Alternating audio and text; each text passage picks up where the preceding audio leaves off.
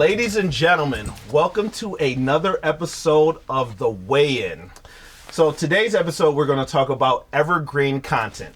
Oh, can't wait. Are you ready? Oh, yeah, of course I'm ready, man. Lock in. So a little more definitive what we're all about and let people understand what the whole meaning is and really bring in a better... bring it together. Yeah, definitely. So what is evergreen content? Evergreen content is any intellectual property, any corpus of written text, any compilation of audio or visual subjects that fill information gaps and retains relevance in the minds of society. It typically ranks higher in SEO, which is search engine optimization, so it continuously drives content to your channel, website, or business.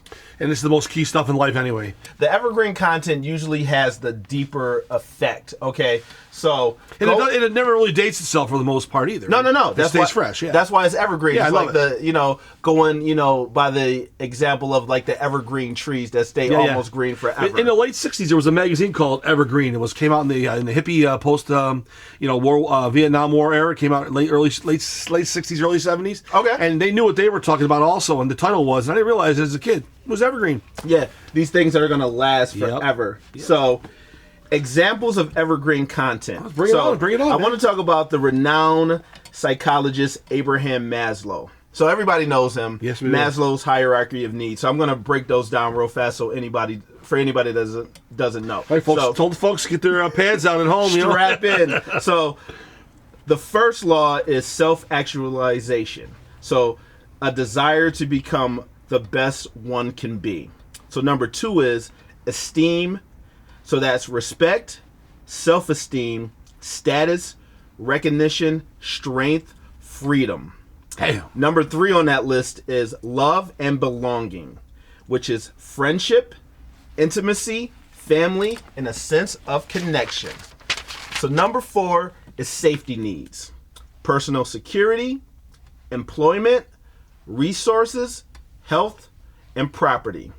So number 5 is psychological needs. That's air, water, food, shelter, sleep, clothing, and reproduction. So that's the template. You answer any of these questions, you solve any of these problems, you elucidate these basic human needs, that's evergreen content. These are the questions that have been asked since the dawn of time that people have been coming back to. It's like the building blocks of life even too. Yeah. And we totally, back this type of theory. We talk about it in all our shows. It's what we're all about. Obviously, it comes from the brainchild of the Henny Boy number 1, but Henny Boy number 2, he gets it, man. No.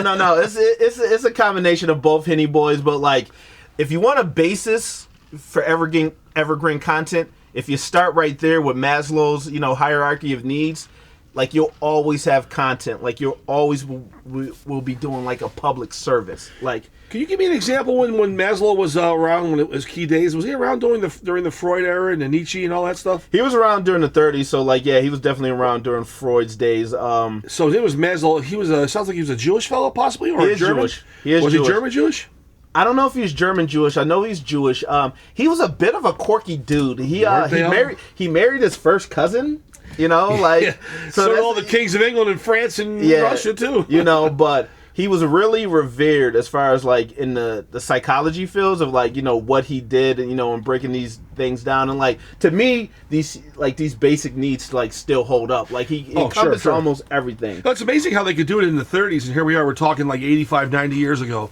I mean, when these higher thinkers, they were probably looked upon as like heresy almost by many people, because the way they were finding ways to not exploit, but to delve into what the human psychology was all about. And here we are, we still talk about it today, and it still runs our lives. These guys were geniuses way before their time. But and like that quintessentially is evergreen content. Like, once again, like, circling back, things that are always going to need answering, like questions that man is always going to ponder about. So true, so true. So the benefits of evergreen content.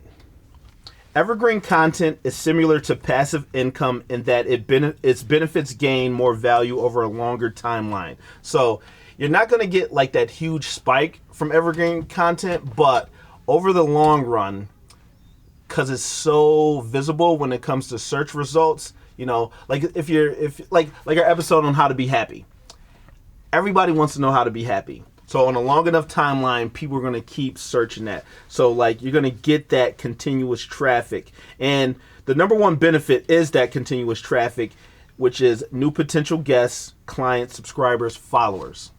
So the second benefit is stronger themes that you get with evergreen content, such as love, health, financial freedom, sex, prosperity, peace of mind. They form stronger associations in the brain, which ties into the brand. So when you're giving people like this medicinal information, people they tie into that. It clamps down on their soul, so like they really align with the information that you're giving them. It kind of correctly wires your brain in a certain way. Yeah, definitely. You might have some other ideas, or might not even be aware of the ideas. But if you go with an approach of evergreen, which is like it's very soulful, it's from the heart and everything. Yes, sir. It can really change your life. It really can. I really commend the amount of research you've been doing on this. It's really fantastic. No, absolutely. And like I said, those stronger themes, they tie into the brand. And the brand that we put out here at the weigh-in, which is we're trying to educate people, from our life experiences, from what we research, and we're trying to help people. And not that we got it all, figured out, but we're trying to take the things that we've learned and, that we've found through trial and error and giving it to the people. Yeah, and it's a straightforward approach. And you can realize that you don't have to be all stodgy and a little too professorially or whatever it might be. Just have a little fun. Like, we laugh. We do. We have fun. We have a lot of fun. We have a lot of fun. But absolutely. That's part of evergreen. Yes, sir. It's don't need to be like, well, I'm sorry, I don't really get that joke, or I don't joke that much. Well, try it. Try to joke once Definitely in a while. try it. It's evergreen. So number 3 is brand loyalty. The Axiom by Kevin Kelly, 1,000 True Fans. If you haven't read that online article, you can search for that. Like, it's amazing. So EGC, evergreen content, is the species of material that inhabits that landscape. And it gives you reliable content and it makes for reliable fans. When you're giving out such anecdotal evidence, when you're really giving people things that can help them restructure their life, they're going to tend to rely on that. They've made the association, so now they're relying on it, and they're going to be reliable. And you're going to get that people are going to promote your brand without you even having to tell them. The brand will be your personality, yes. Your person. Yeah. You'll find you'll have more friends because of this. Yep. You'll meet more guys and girls, whatever you're Yep. like. It's like it allows you to be that person that everybody wants to come to at a party. Yes, sir. It's like, hey, man, there's one of the Henny boys over there, or there's Julian, right? Yeah. You're going to have a great information. There's you're going to have a Abel. great conversation, and you're going to have a couple good drinks, and you're going to laugh, and probably listen to some amazing music with us. Definitely. So number 4 is content sharing. EGC, for normal people, they tend to share that. There's a benefit to content sharing. Like you get that little bit of social proof. Like, yo, listen to this. This can help you out.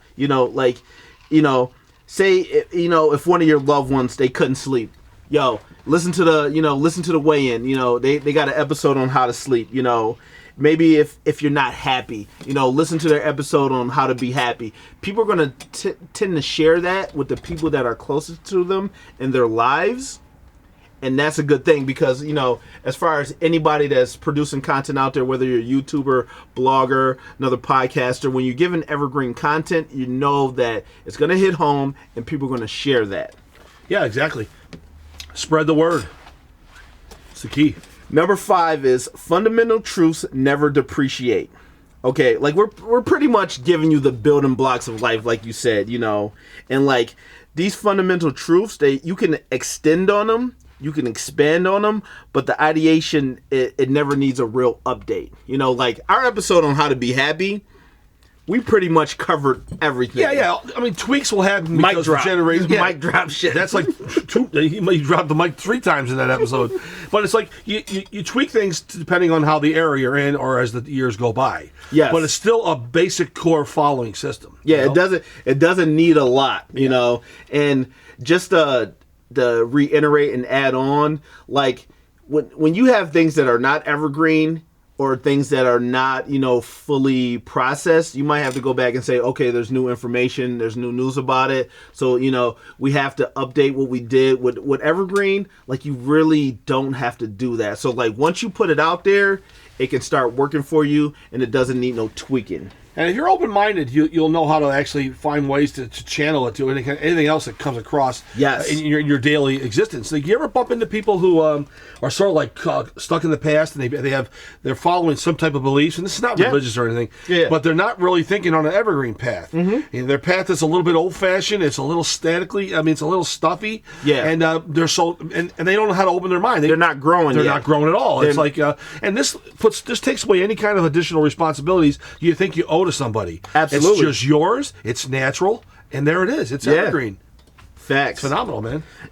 The lodestone premise can stand on its own is foundational work. Like, evergreen content, like, you want to build however you're trying to market, you want to build on evergreen content. Sure. You know, because there's a prestige that comes with it.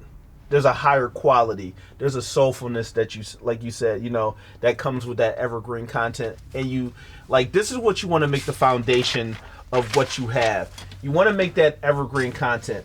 I definitely believe that as a YouTuber, as a blogger, like that is what needs to be like the foundational, like the three legs of a tripod is evergreen content. But we'll get into that a little bit later, because this is definitely going to be. Sometimes people are a little scared of. Sometimes people are a little scared to actually follow these kind of rules.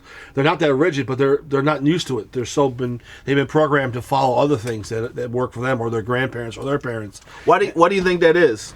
Because a lot of people automatically gravitate towards the safe zone. Because it's you heard it from your mom, you heard it from your aunt and your grandfather or your great grandfather. We all have an opportunity to meet all those people before they pass away. True. When you reach a certain adult age, your great grandparents have already passed on. Your parents are, with a little luck, they're still alive. Yeah. But I'm a few years older, and mine have passed. But I had the opportunity to actually learn from them along the way, and they've given you evergreen content. Yeah, they have.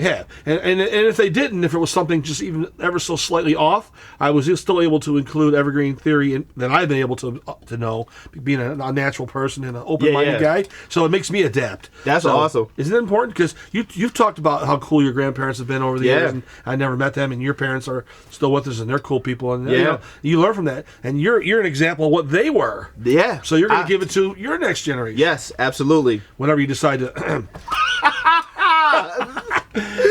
We'll pause on that. We won't stop there. Sorry about that. But as a bit of a bonus, because we're about to wrap this up, so the definition of search engine optimization. So search engine optimization is the process of increasing the quality and quantity of website traffic by increasing the visibility of a website or web page to the users of a web search engine.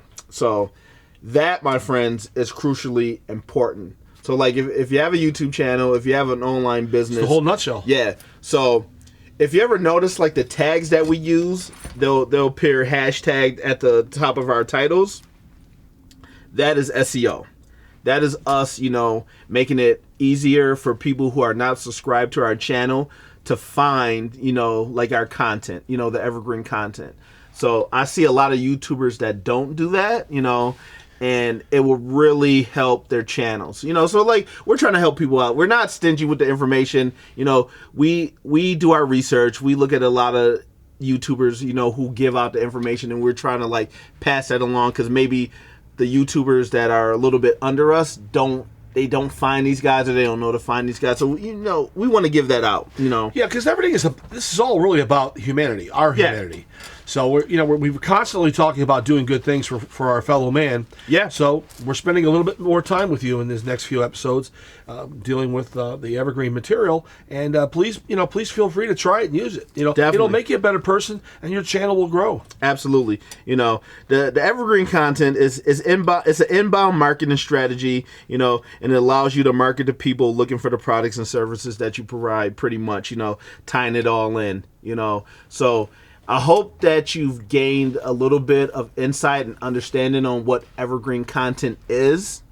If you found any value from this, this podcast right now, please hit the subscribe button and definitely hit that notification bell, And before we wrap this up, if you could just let the folks know that, part 2 to this series is going to be about ripe content.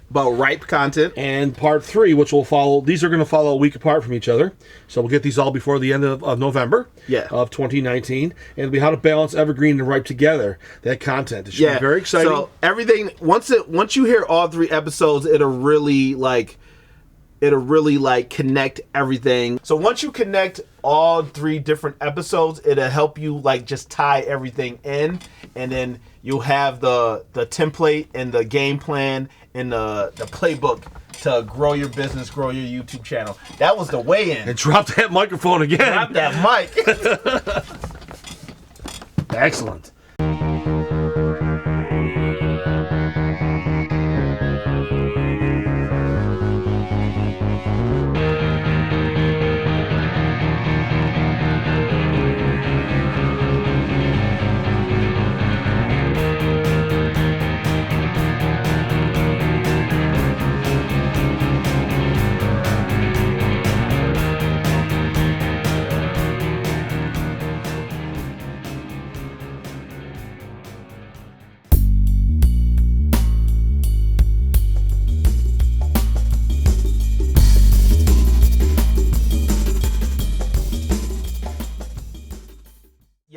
By design, it's got a short shelf life, but nobody, because you want the immediate satisfaction from satisfaction. Right. You just never pay attention to that. I see a negative side to that to some extent. Obviously, the ripe is good for a limited, fast type of a buzz or a little hit or something. Yes. But it's not necessarily the way to go. I just hope that people will consider combining both together. It'd be a very good thing to do. And the brain craves novelty, so ripe content delivers that. Right off the muscle, off the back. So I can see how people are seduced by it, but you gotta step back from that. And it's volatile, and that volatility, it gives the ability to spread fast and intensely, but only for the short term. You don't want to make ripe content be all that you do. Because it's like a mini pandemic. Yeah, it's too hard to stay up on that stuff for so long, and you can only get that short hit. Nobody's coming back to that. Once it's done, it's done.